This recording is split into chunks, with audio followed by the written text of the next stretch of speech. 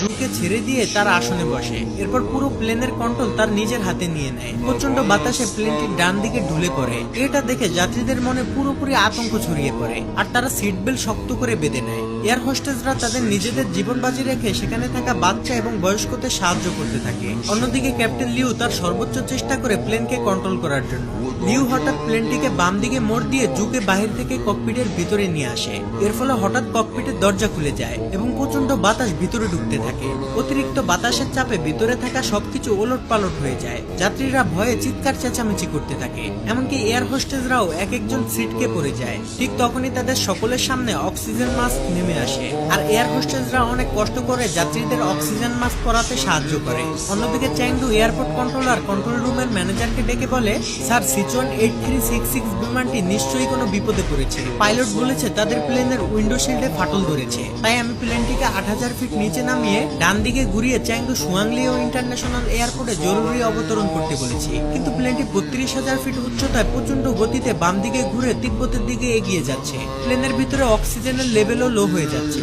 এতে তো plane crash করতে পারে। আমি ক্যাপ্টেনের সাথে যোগাযোগ করার চেষ্টা করছি, কিন্তু ক্যাপ্টেন কোনো রিপ্লাই দিচ্ছে না। প্লেনের সাথে রেডিও কানেকশন বিচ্ছিন্ন হয়ে গিয়েছে, শুধুমাত্র রাডারের সাথে কানেকশন আছে।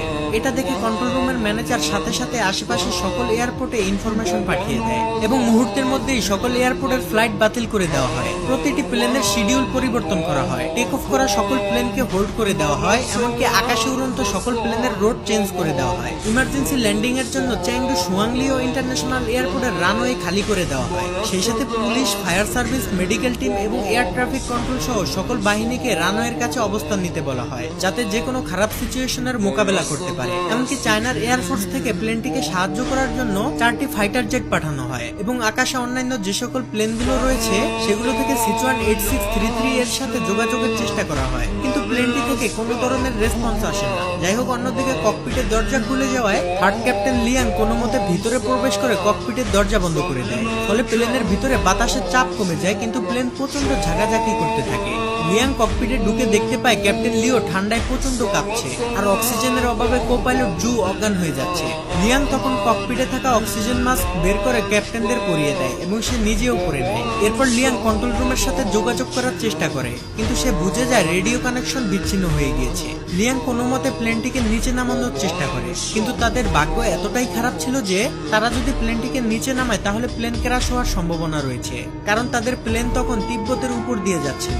আর আমরা সকলেই জানি তিব্বতে মাউন্ট এভারেস্ট সহ ছোট বড় অনেক হিমালয় রয়েছে, যেখানে কোনো প্লেনকে সর্বোচ্চ 32 থেকে 34,000 ফিট উপর দিয়ে ফ্লাই করতে হয়। এদিকে প্লেনের ভিতরে অক্সিজেন ফুরিয়ে যেতে থাকে, তাই পর্যাপ্ত অক্সিজেন পেতে হলে প্লেনটিকে আরো 3000 ফিট নিচে নামাতে হবে, কিন্তু হিমালয়ের জন্য সেটা সম্ভব ছিল না। এছাড়া সামনে বিশাল ঝড়ের কারণে কিছুই দেখা যাবে না। এটা যেন ক্যাপ্টেনদের কাছে সুইসাইড করার মতো। একদিকে অক্সিজেনের ঘাটতি, অন্যদিকে প্লেন ক্র্যাশের ভয়, তার উপরে আবার আকাশকে ঢেকে রাখা ভয়ানক ঝড়। অন্যদিকে কেবিন ক্রুদের ম্যানেজার নান সকলকে জানিয়ে দেয় তারা ককপিটের প্রেসার হারিয়ে ফেলেছে, তাই সকলকে শক্ত করে সিট বেল্ট পরে থাকার জন্য অনুরোধ করে। এদিকে কন্ট্রোল রুম থেকে প্লেনের সাথে যোগাযোগ করার জন্য চেষ্টা চালিয়ে যেতে থাকে। তারা রেডিওতে বলে প্লেনের সামনে বিশাল হিমালয় রয়েছে আর সেখানে তাদের আরো 3000 ফিট নিচে দিয়ে যেতে হবে, নাহলে পর্যাপ্ত অক্সিজেনের অভাবে তারা মারা যেতে পারে। ক্যাপ্টেন লিউ তার সর্বোচ্চ দিয়ে প্লেনকে কন্ট্রোল করার চেষ্টা করে। সে প্লেনকে যতটা সম্ভব নিচে দিয়ে চালানোর চেষ্টা করে, এমনকি ককপিটে প্রচন্ড বাতাস এবং বরফের টুকরার কারণে সামনে কি আছে সেটা দেখা অসম্ভব হয়ে পড়ে।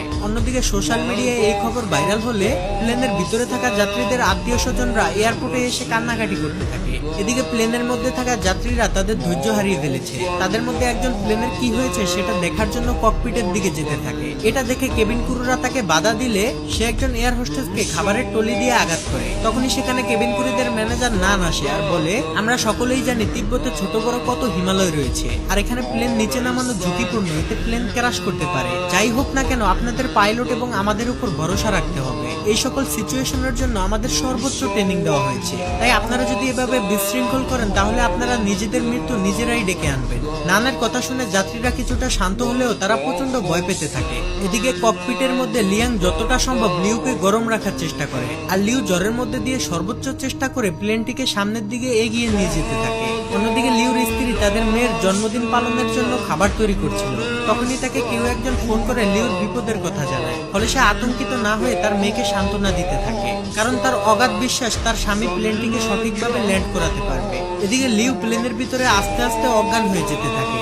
সে তার চোখের সামনে দেখে তার স্ত্রী আর মেয়েকে নিয়ে সে একসাথে জন্মদিনের কেক কাটছে, কিন্তু তখনই লিয়াং লিউকে জাগিয়ে দেয়। এরপর লিউ দক্ষতার সাথে ওই কালো মেঘের মধ্যে দিয়ে প্লেন চালিয়ে নিয়ে যেতে থাকে। কন্ট্রোল রুমে থাকা সবাই রাডারে দেখতে পায় প্লেনটি ঝড়ের মধ্যে সব থেকে বিপজ্জনক জায়গা দিয়ে যাচ্ছে, যেখান থেকে বেঁচে ফিরা প্রায় অসম্ভব। তারা সকলে যেন নিস্তেজ হয়ে একটি সিনেমা দেখছে। কন্ট্রোল রুমের ম্যানেজার বলে এখন সবকিছুই পাইলটের হাতে, এমনকি বাইরে যাত্রীদের আত্মীয় স্বজনরাও তাদের জন্য দোয়া করছে। এদিকে প্লেনের ভিতরের পরিস্থিতি আরো খারাপ হয়ে যায়। প্রচন্ড ঝাঁকুনির কারণে প্লেনে থাকা যাত্রীদের ব্যাগগুলো তাদের গায়ের উপরে পড়তে থাকে। ঠিক তখনই প্লেনটি হঠাৎ রাডার থেকে অদৃশ্য হয়ে যায়। এটা দেখে কন্ট্রোল রুমের সবাই হতভম্ব হয়ে যায়। সবাই মনে করে প্লেনটি হয়তো ক্র্যাশ করেছে। সবাই প্রচন্ড ভেঙে পড়ে। কন্ট্রোল রুম থেকে তাদের সাথে যোগাযোগ করার জন্য সর্বোচ্চ চেষ্টা করে, কিন্তু এতে কোনো লাভ হয় না। তারা সকলেই বুঝে যায় প্লেনের ভিতরে হয়তো আর কেউই বেঁচে নেই। কিন্তু না, অলৌকিকভাবে যাত্রীরা তখনও জীবিত ছিল এবং প্লেনটিও চলছিল। ঝড়ের ভিতরে কিছু না দেখতে পেয়ে লিউ মনে করে প্লেন হয়তো পাহাড়ের সাথে ধাক্কা খাবে, তাই সে লিভার টেনে প্লেনটিকে আরো উঁচুতে নিয়ে যায়। এতে প্লেনের ভিতরের ঝাঁকুনি বেড়ে পরিস্থিতি আরো খারাপের দিকে যেতে থাকে। লিউর মাথায় তখন একটা জিনিসই ঘুরছিল যে প্লেনের মধ্যে থাকা 19 জন যাত্রী এবং সে সহ 9 জন ক্রু মেম্বারের জীবন এখন তার হাতে, অর্থাৎ 128 জন মানুষের প্রাণ হাতে নিয়ে লিউ তার সম্পূর্ণ অভিজ্ঞতা দিয়ে প্লেনটিকে কন্ট্রোল করতে থাকে। মৃত্যুকে কাছ থেকে দেখা যাত্রীগুলো এখন তাদের মনের কথা বলতে শুরু করে। অনেকে এই জীবনের শেষ ভিডিও বানায় তাদের প্রিয়জনদের জন্য। আর কিছুক্ষণের মধ্যেই প্লেনটি ঝড় থেকে বের হয়ে আসে। লিউর অনেক চেষ্টার পর পরিস্থিতি স্বাভাবিক হতে শুরু করে। এরপর ক্যাপ্টেন লিউ প্লেনটিকে অনেক নিচুতে নামিয়ে আনে, যেখানে পর্যাপ্ত পরিমাণ অক্সিজেন রয়েছে। এরপর সকল পাইলটরা ভালোভাবে দেখার জন্য অক্সিজেন মাস্কটি খুলে ফেলে। ঠিক তখনই চ্যাংডু এয়ার কন্ট্রোল সেন্টারের রাডার প্লেনটিকে আবার ডিটেক্ট করে ফেলে। এটা দেখে কন্ট্রোল রুমে থাকা সবাই খুশি হয়ে যায়। তারা যেন বুক ফুলিয়ে শান্তির নিঃশ্বাস নেয়। এমনকি কন্ট্রোল রুমের সাথে প্লেনের রেডিও কানেকশনও ঠিক হয়ে যায়। এমন ভয়ঙ্কর অবস্থা থেকে ফিরে আসা কন্ট্রোল রুমের কেউই যেন কল্পনা করেনি। যাই হোক, রেডিও কানেকশন ঠিক হওয়াতে ক্যাপ্টেন লিউ আবারও কন্ট্রোল রুমের সাথে যোগাযোগ করতে সক্ষম হয়, কিন্তু উইন্ডো শিল্ড ভাঙা থাকার কারণে প্রচন্ড বাতাসে পাইলটদের কথা কন্ট্রোলাররা বুঝতে পারে না। কিন্তু কন্ট্রোল রুমের কথা যেহেতু তারা শুনছিল, তাই কন্ট্রোল রুম থেকে তাদেরকে ইমার্জেন্সি ল্যান্ডিং করতে বলে।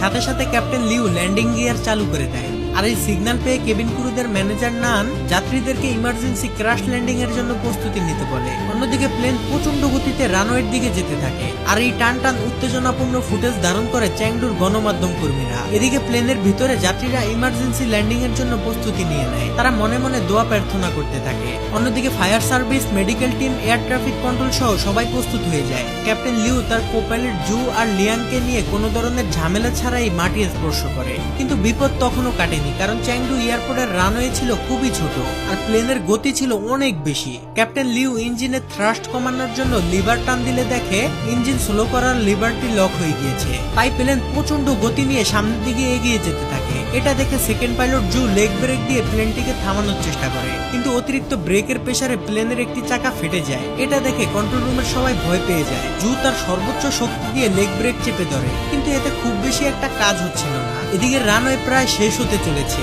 তাই ক্যাপ্টেন লিউ, জু আর লিয়াং মিলে তাদের সর্বোচ্চ শক্তি দিয়ে ইঞ্জিন স্লো করার লিভারটি টেনে ধরে। এরপর তারা বহু কষ্টে রানওয়ের একদম শেষ মাথায় গিয়ে প্লেনটিকে থামাতে সক্ষম হয়। এটা দেখে কন্ট্রোল রুমের সবাই খুশি হয়ে যায়। এমন অসম্ভবকে সম্ভব হতে দেখে তাদের চোখে পানি চলে আসে। আর গণমাধ্যম কর্মীরা তো খুশিতে লাফাতে থাকে। এদিকে মৃত্যুর মুখ থেকে ফিরে আসা যাত্রীরা তো খুশিতে কেঁদে ফেলে। তারা চিৎকার করে এই আনন্দ একজন অন্যজনের সাথে ভাগাভাগি করে নেয়। এরপর ক্যাপ্টেন লিউ মাইক নিয়ে সকল যাত্রীদের উদ্দেশ্যে ক্ষমা চায় এবং খুব হৃদয় বিতারক কিছু কথা বলে, যা শুনে যাত্রীরা সহ কেবিন ক্রুদের চোখে পানি চলে আসে। সেখানে মেডিকেল টিম সহ সকল বাহিনীরা চলে আসলে প্লেনের গেট খুলে দেওয়া হয়। এরপর যাত্রীরা এক এক করে বাইরে আসতে থাকে। কেবিন ক্রুরাও এমন ভয়ঙ্কর সিচুয়েশনের জন্য যাত্রীদের কাছে ক্ষমা চায়।